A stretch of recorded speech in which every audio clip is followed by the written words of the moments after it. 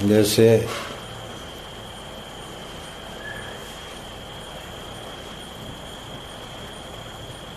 विचार चंद्रोदय से लेकर विचार सागर, पंचदशी आदि आदि ग्रंथ प्रक्रिया ग्रंथ कहे जाते।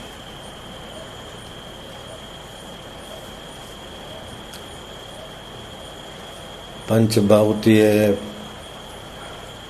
महातत्व, ये प्रकृति है, 24 तत्व, सांख्य की बात, योग की बात आदि प्रक्रिया से समझाने की, प्रकृति पुरुष का विवेक कराने की और तत्व के तरफ उंगली निर्देश करने वाली जो व्यवस्था उसको प्रक्रिया ग्रंथ कहते हैं। प्रमुख राजा था, उसने राज सुख भोगा, अंत में इंद्रियां शिथिल हुई, आयुष्य क्षीण होने लगा। राजा को पुण्य कर्म के प्रभाव से विवेक उदय हुआ कि मैं ये तुच्छ जीव हूं कि नहीं, वही के वही कर्म करके आयुष्य नष्ट कर रहा हूं। सुवर्ण के बर्तनों में भोजन कर लिया, सोने के सिंहासन पर बैठ लिया, लेकिन जो भोजन किया यहाँ सिंहासन पर बैठे, ऐसा ये देह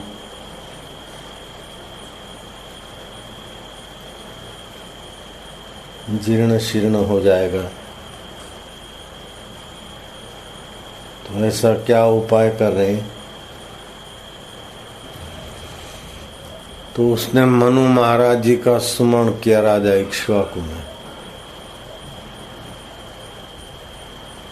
राजा इक्ष्वाकु ने मनु महाराज का स्मरण किया अपने गुरुदेव का, और गुरुदेव पधारे आकाश मार्ग से।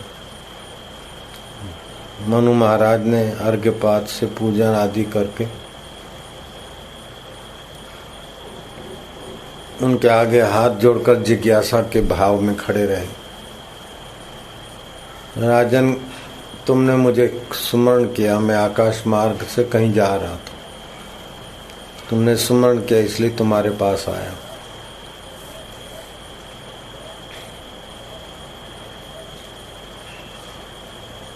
क्या पूछना चाहते? कि प्रभु विचार करके देखें तो ये जगत बीत रहा है, अच्छा बुरा भला आकांक्षाएं पूर्ण हुई, जो चाहते हैं वो सब होता नहीं, जो होता है वो सब भाता नहीं, जो भाता है वो टिकता नहीं है, सब बदल रहा है। मनुष्य जैसे सामान्य जीव खाते पीते रहते, आयुष्य नष्ट करते, मैं भी ऐसे ही सामान्य जीवों के नहीं। राजाधिराज महाराज थोड़ा सुन लेता हूँ, लेकिन समय तो इसी में बर्बाद हो रहा है। सार तत्व क्या है जिसको पाने से फिर जीव का जन्म मरण और दुख बंधन कट जाता है? वो आप कृपा करके मुझे उपदेश दीजिए। तो भगवान मनु महाराज ने राजा इक्ष्वाकु को कहा कि राजन, जो भोजन मिले वो खा लेना चाहिए स्वास्थ्य का ख्याल करके, लेकिन इच्छाओं को नहीं बढ़ाना चाहिए कि ये मिले ये मिले ये मिले। स्वाद लोलुपता नहीं, जीव का स्वाद ऐसे ही सुगंध का स्वाद, नेत्र का स्वाद, सुनने का स्वाद, स्पर्श का स्वाद, ये इंद्रियगत भोग जो हैं जीव को दीन बनाते, वासना के प्रभाव में गिराते हैं। सारे स्वादों का स्वाद स्वरूप परमात्मा स्वाद से वंचित कर देते हैं। तो जो भोजन मिले वो खा लो, जहाँ नींद आए वहाँ सो जाओ, जो वस्त्र मिले पहन लो, उस अंतर्यामी परमेश्वर का अनुसंधान करो, प्रणव का जप करो। और मैं कौन हूँ? मन के हर्ष को सुख बोलते, सुख को दुख बोलते हैं। हर्ष और सुख आके चला जाता है, फिर भी जो रहता है वो कौन है? जन्म, वृद्धि, क्षय, रोग, वार्धक्य, मृत्यु, ये शरीर की षड उर्मियां है। अज्ञानी जीव अपने में मानता है मेरा जन्म हुआ था, अब मैं 7 साल का हूँ, 10 साल का हूँ। जन्म शरीर का होता है। भूख प्यास उर्मियां ये प्राणों को आदि को होता है। षड विकार, षड उर्मियां, इससे शुद्ध चैतन्य न्यारा है तो उस आत्म चैतन्य परमेश्वर का नित्य प्रति स्मरण कर ज्ञान सुन और ज्ञान में प्रतिष्ठित हो गया। उस आत्मज्ञान को उपलब्ध होकर राजन फिर तुम जिस ईंट पे पैर रखोगे वो भी पूजने योग्य हो जाएगी। जिस वस्तु को छुओगे वो प्रसाद हो जाएगी। तुम्हारे लिए सब जल गंगा जल हो जाएगा। सारी भूमि तुम्हारे लिए ब्रह्ममय हो जाएगी। नित्य अंतर्मुख रहो। लो दो भरे अंतर से तटस्थ ज्यों के त्यों रहो। अविकल्प योग गीता ने कहा। जब ध्यान समाधि करे तो परमात्मा शांति, लेकिन जब व्यवहार करे तो भी परमात्मा शांति का उद्देश्य करके व्यवहार करे। काम करने के पहले शांति होती, काम करने के बाद भी विश्रांति चाहिए। तो काम ऐसा करो कि परमात्मा में विश्रांति मिले। शरीर थक जाए और पड़े रहे, ये तो तमस नींद है। लेकिन संकल्प विकल्पों की भीड़ रहे, हट के परमात्मा रस में एकतानता हो, विश्रांति हो। बहुत कहने से क्या लाभ।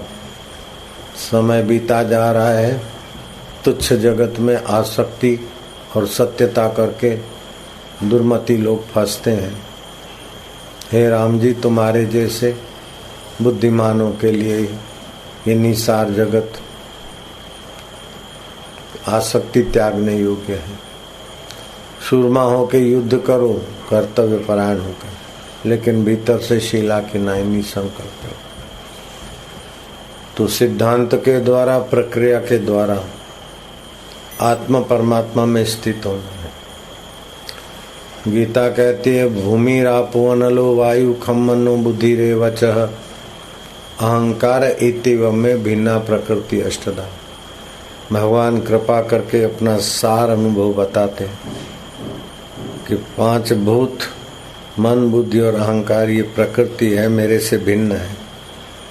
मेरे से भिन्न है तो तुमसे भी भिन्न है, क्योंकि तुम मेरे वंशज हो। ममई वांशो जीवलोके जीवभूत सनातन। तुम सनातन हो, अनादि हो। इनकी तो आदि होती है। शरीर की आदि है, दुख की आदि है, सुख की आदि है, इनका आदि अंत है। लेकिन आदि अंत को जानने वाले तुम अनंत हो। वो तुम्हारा आत्मा और तुम एक ही हो। जिसको बोलते आत्मा परमात्मा, नहीं जानते तो वो आत्मा परमात्मा, जाना तो अपना आपा है। तो ममैवांशो जीवलोके जीवभूत सनातन मन शस्त्राणि इंद्रियाणि।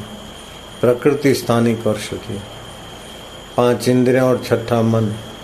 ये प्राकृतिक चीजों में इनकी प्रकृति है, बाहर आपको आकर्षित करे। लेकिन बाहर का कितना भी मिले, सुख तो अंतरात्मा का ही झलकता है। तो ये सिद्धांत ग्रंथ, प्रक्रिया ग्रंथ जीव को निर्वासनिक नारायण के ज्ञान में, निर्वासनिक नारायण के सत्ता में, सामर्थ्य में स्थित करना चाहते हैं।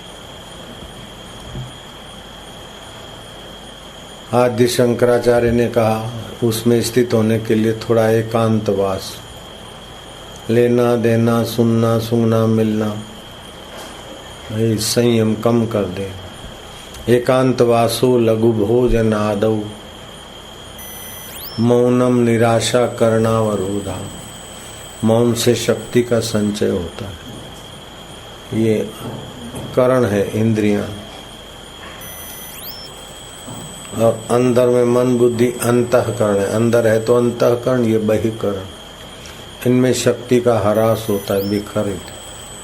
दिन भर शक्ति खर्च होती है, थक जाते हैं, रात को फिर शांत होते हैं। सुबह मन बुद्धि और इंद्रियां काम करने के काबिल होते हैं, फिर थक थका के आत्म विश्रांति में चले जाते हैं। मेरे गुरुदेव कहा करते थे, भगवान की कसम खा के बोलते हैं लीलाशाह जी। वो स्वयं को शाह जी नहीं बोलते, मैं जरा मर्यादा में हूँ। आप हर रोज भगवान का दर्शन करते हैं, लेकिन पता नहीं कि यही भगवान है। गहरी नींद में कहाँ जाते हो? भगवान में ही जाते हो।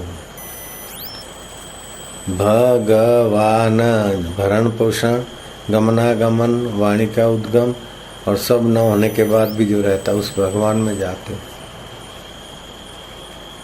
उसी भगवान का दूसरा नाम गोविंद है। गो माना इंद्रियां, इंद्रियां जिसमें विचरण करती है, जिससे वो गोविंद है। थक कर जिसके गोद में आती है तो पालन होता है, तो गोपाल वही गोविंद है। आत्मदेव वही गोपाल है, वही राधा रमन। उल्टा दो तो धारा राधा। आपकी ख्यालों की वृत्ति जिसकी सत्ता से रमण करती है और थक कर जिससे पुष्ट होती है, वही अंतरात्मदेव राधा रमण। तो प्रक्रिया ग्रंथ के द्वारा, सिद्धांत ग्रंथ के द्वारा जीव अपने असली स्वभाव में जग जाए। तो रामायण में भी ये व्यवहारिक सामाजिक जीवन की गाथाएं गाते गाते घुमा फिरा के वहीं ले जाने का प्रयास है। ज्ञान मान जहाँ एको नाही, देखत ब्रह्म समान सब माही। कहिए तासु परम विरागी, तृण सम सिद्धि तीन गुण त्यागी। ये अष्टदा प्रकृति में ही गुण है, सतोगुण रजोगुण तमोगुण। इन सब से परे जो है वो परमात्मा अपना आत्मदेव है, और वो सब में जो का त्यों समाया है। वो हाजरा हजूर है। स्वामी राम के पास एक प्रसिद्ध कुतर्क में कई पादरियों को घुटने टिकवाने वाली बाई आकर बैठ गई सामने। सोचा कि आज भारत के साधु को हरा दूंगी। ईश्वर नहीं है, मैं सिद्ध करके दिखा दूंगी।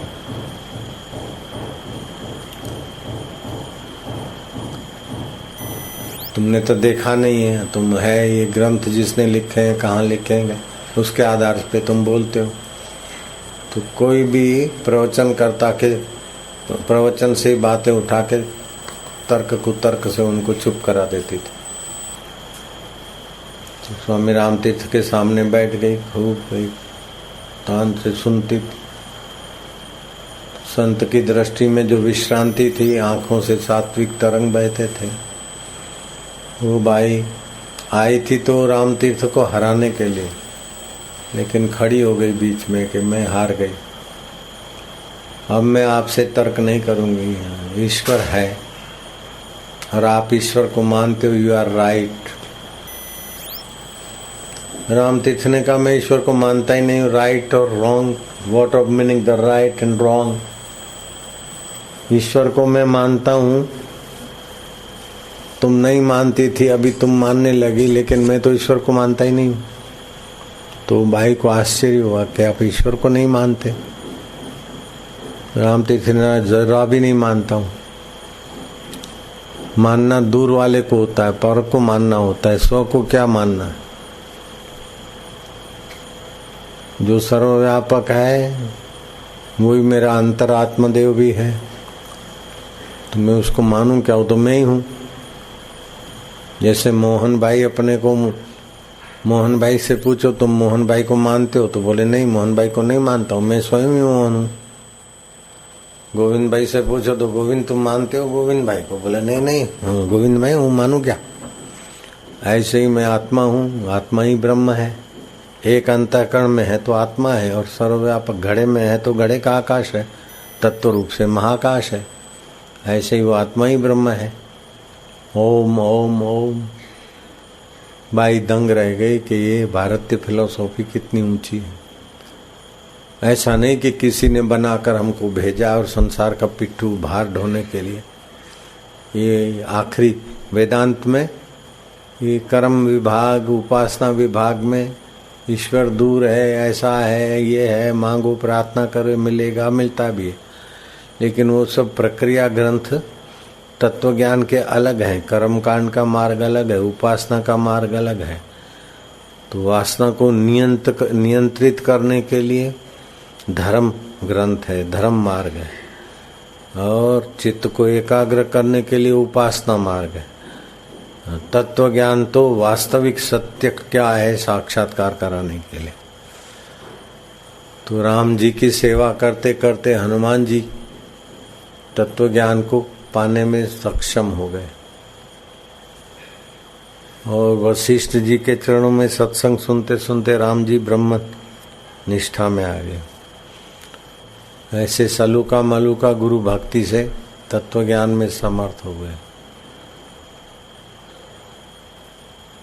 तत्व ज्ञान जिनको मिल गया, तत्व तो परमात्मा है, उनको पता चल जाता है कि ब्रह्मा विष्णु महेश या देवी देवता मूल तत्व उनमें चैतन्य परमात्मा है और वो हम में भी है। वो उनको जानते हैं तो महान है और हम नहीं जानते तो जीव है, जीने की इच्छा करते, कर्म बंधन में पड़ते। तो इसमें कर्म योग, उपासना योग, भक्ति योग और गुरु कृपा योग, जिसको जो ठीक लगे उसके चले। तो शिवानंद सरस्वती लिखते हैं कि कल युग में गुरु कृपा भक्ति योग, गुरु भक्ति योग सलामत योग है। ऐसे मनमाना तो आदमी इतना विवेक से ऊंचा उठ नहीं सकता, फिसलाहट है और मूर्ति कुछ कहती नहीं, रोकेगी नहीं, डांटेगी नहीं। इसीलिए जागृत में तो ये बात गोरखनाथ जी ने अपनी भाषा में कही, गोरख जागता नर सेविये, एक भूला दूजा भूला, भूला सब संसार, विण भूला एक गोरखा जिसको गुरु का आधार। तो उपनिषद कहती है गुरु कृपा ही केवलम शिष्य से परम मंगलम। तो समर्थ रामदास की कृपा से शिवाजी गलाडूब व्यवहार में से भी समय निकाल के तत्व ज्ञान में लगे तो साक्षात्कार कर लिया। शिवा को आत्म साक्षात्कार था, छत्रपति शिवाजी को। तो आत्मज्ञान दुर्लभ नहीं है, कठिन नहीं है, परे नहीं है, पराया नहीं है। वासना का त्याग, वासनाशय, मनोनाश और बोध, ये भोग के सुखी होने की वासना मिटे, मन की चंचलता हटे, इसे ध्यान धारणा हो और फिर ज्ञान हो जाए, बस हो गया। तो तीन ही तो स्टेप है, वासनाक्षय, मनोनाश और बोध। ये करूं साक्षात्कार करके ये पाऊंगा, तो अभी तो वासना बनाए रखा ना, छोड़ो, अभी मैं कौन हूं उसको जान लो। फिर ये करूंगा, फिर वो करूंगा, नहीं। जो भी करने से बनने से होगा फिर बदल जाएगा। जो पहले था अब भी है, बाद में रहेगा, वो मैं वास्तविक क्या हूं, ऐसी मांग ये तत्व ज्ञान की। मेरा पति है, मेरी पत्नी है, मेरे भाई हैं, ये शरीर की प्रधानता से बोलते हैं। मेरी फलानी जाति है, जाति की प्रधानता से बोलते हैं। लेकिन तत्व रूप में मैं कौन हूं, इसको खोजो।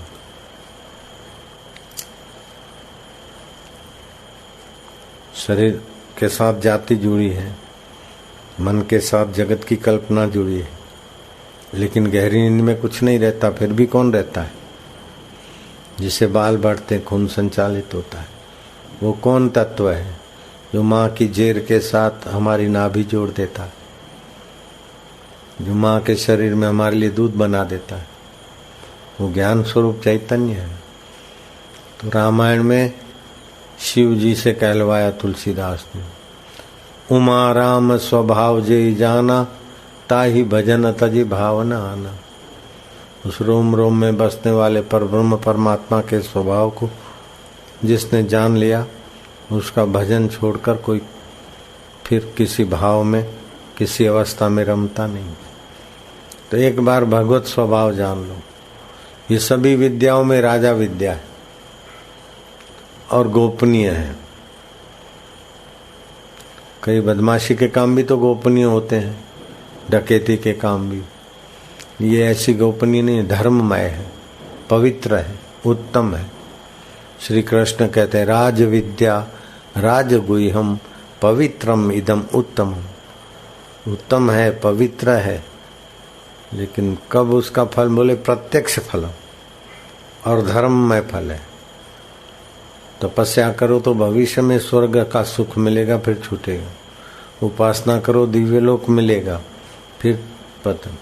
लेकिन ये तो सुनते सुनते दिव्य लोक जिससे दिव्य है और स्वर्ग का पुण्य जिसे स्वर्ग में, वो स्वयं प्रकाश परमात्मा अपना आपा है, बिल्कुल परम स्वतंत्रता पे पहुंचा देते।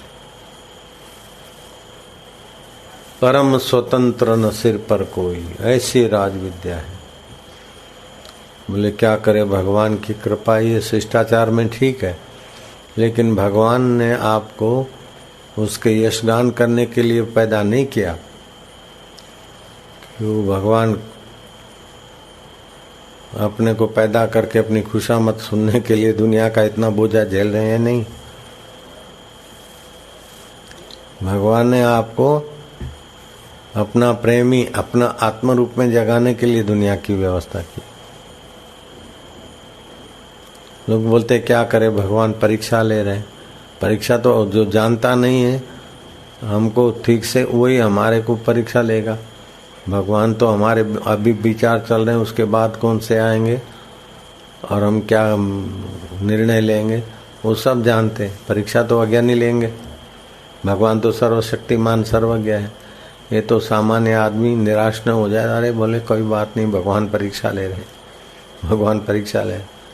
तो भगवान को अज्ञानी है क्या, अनजान है क्या कि परीक्षा ले रहे हैं? ये तो बबलू बनाने के लिए, थोड़ा सांत्वना देने के लिए भगवान परीक्षा ले रहे हैं। ये तो तुम्हारे को विवेक दे रहे हैं, प्रतिकूलता और दुख देके संसार की आसक्ति छुड़ा रहे हैं, अनुकूलता और सुख देके उदार बना रहे हैं, और दोनों का उपयोग करके अपने में आ जाओ ऐसा पाठ सिखा रहे हैं। संसार ईश्वर प्राप्ति का महापाठशाला है, यूनिवर्सिटी है, परम पद में प्रतिष्ठित होने के लिए। किसी का बुरा सोचने से, बुरा मानने से, बुरा करने से बचे, बुराई रहित हो जाए, ईश्वर प्राप्ति सहज में। बुराई रहित हुए, प्राणायाम किए, रोग रहित हुए, चिंता रहित हुए, ईश्वर की आवश्यकता मानी तो ईश्वर में प्रीति हो जाएगी। ईश्वर को अपना माना, ईश्वर में प्रीति हो जाएगी, बुद्धि योग मिलेगा। फिर ईश्वर को जानने की इच्छा मत करो, इस ईश्वर को मानना होता है। जगत को जानो, जगत क्या है। ईश्वर को जानो नहीं, ईश्वर के स्वभाव को जानो। ईश्वर का स्वभाव सत स्वभाव, चेतन स्वभाव, आनंद स्वभाव, सुहृद स्वभाव, परम हितैषी स्वभाव। उमा राम स्वभाव जे ही जाना, ताही भजन तजी भावन आना। भगवान के स्वभाव को जिसने जाना वो भगवत भजन के बिना रह नहीं सकता। तो भजन क्या है? किम लक्षणम भजनम? बोले रसनम लक्षणम भजनम। भगवत रस आ जाए, इसी का नाम है भजन। भगवत रस ऐसा दिव्य रस है कि फिर विकारों का रस तुच्छ लगेगा। खाओगे लेकिन स्वाद के लंपट होकर नहीं, स्वास्थ्य का सब व्यवहार होगा, लेकिन रस अंतरात्मा का चाहिए। अंतरात्मा रस के बिना जीवन नीरस होता है, और नीरस जीवन को पान मसाला चाहिए रस के लिए। नीरस जीवन को सुरा और सुंदरी चाहिए, नीरस जीवन को वाहवाही चाहिए। नीरस जीवन ही गुलाम बनता है विकारों का। भगवत रस आ गया तो विकारों का गुलामी चली जाएगी। सतृप्तो भवति, वह तृप्त रहेगा। स अमृतो भवति, संसारी रस तो नश्वरता के तरफ ले जाते, मारते, लेकिन ये परमात्मा रस अपनी शाश्वतता की तरफ, अमरता की तरफ ले जाता है। रसो वै स वैश्वानरो, भगवान रस स्वरूप है। भगवान रस स्वरूप है। नौ रस और षड रस, मीठा, खट्टा, खारा, तीखा, तूरा, कड़वा, ये षड रस जीव के द्वारा। वीर रस, हास्य रस, श्रृंगार रस, करुणा रस, विभित्स रस, वात्सल्य रस, ये इस प्रकार के 9 रस भावना के होते हैं। षड रस 9 रस, मोहि राम रस लागे नीके, षड रस 9 रस लागे फीके। ये 6 रस और 9 रस फीके हो जाएंगे।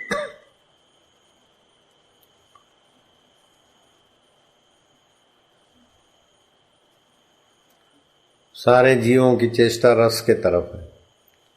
कीड़ी की मकोड़े से लेकर देवता तक, जहां मजा आया वहां भागते फिरते,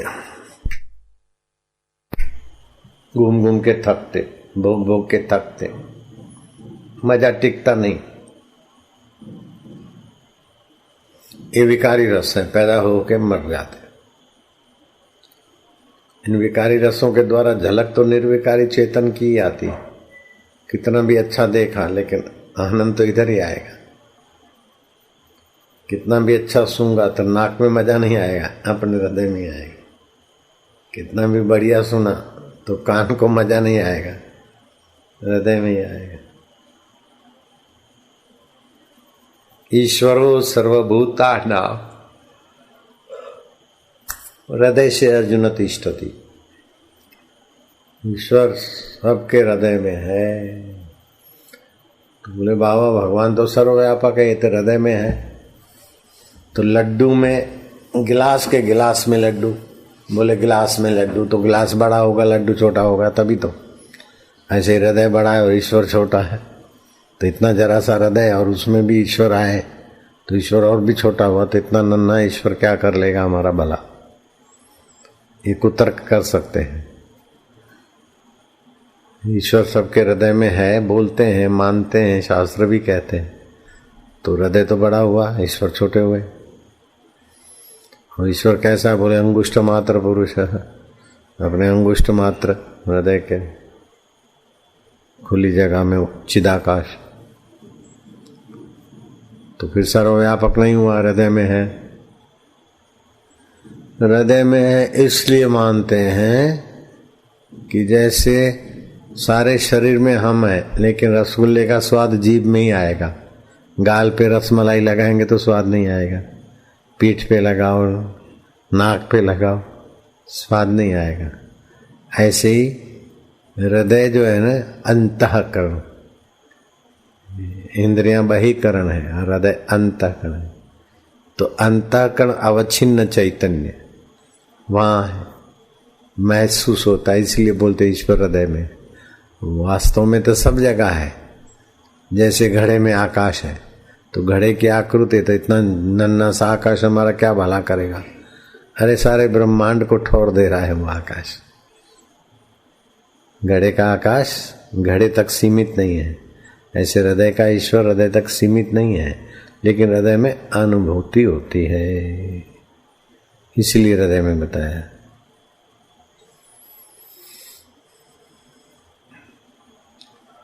ओ ईश्वर तो सबका नियामक है,